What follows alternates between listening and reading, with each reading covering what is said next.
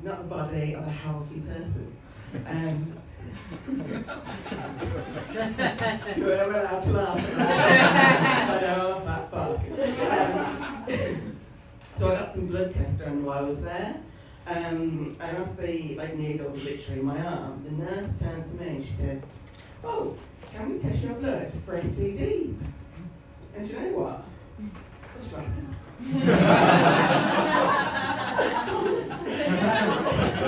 It turns out they're asking everyone. I'm doing like a whole testing initiative. They didn't see me walk in and think, "Oh, sugar."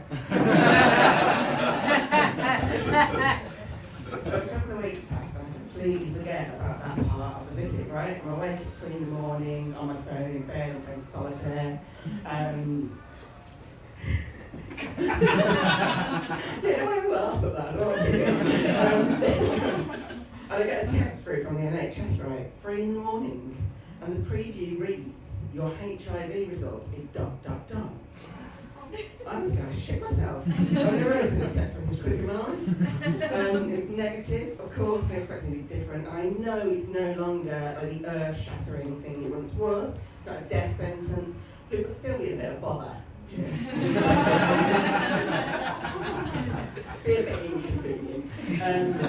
So for the next 20 minutes, I got a series of other texts with all the different results. And it was like watching the votes from the Eurovision. Like gonorrhea, chlamydia, syphilis. No one from syphilis, I didn't think we were still about. Czechoslovakia in Eurovision.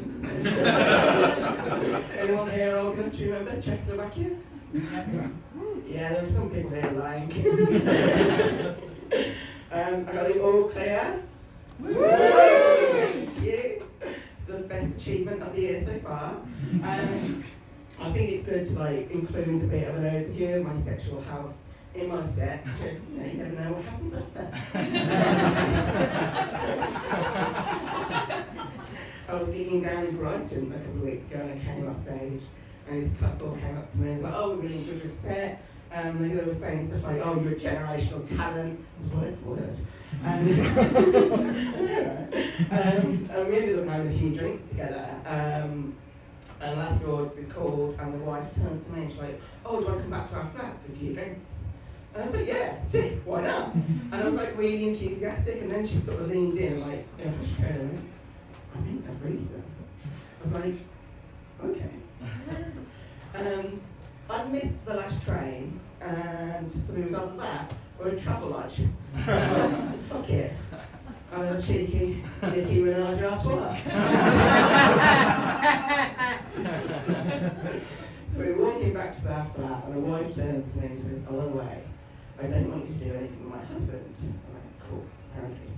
And didn't really mind, because they were a bit mismatched in terms of appearance. He was clearly bunching. I'm not sure what she saw in him, because he was quite dull. He wasn't funny, so I assumed he must have had a massive dick.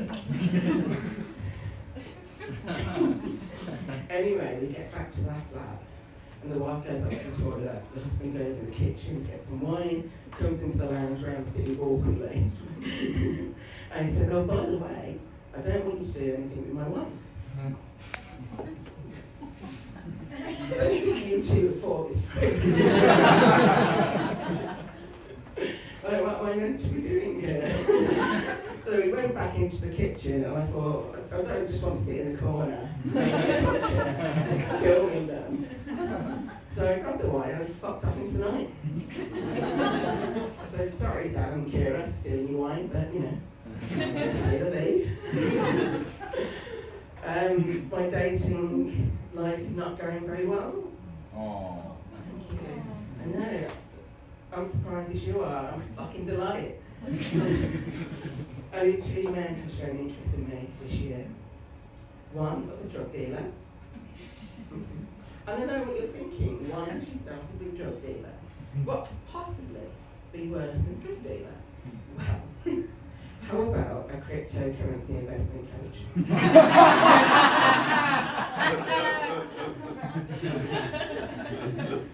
You get what's worse.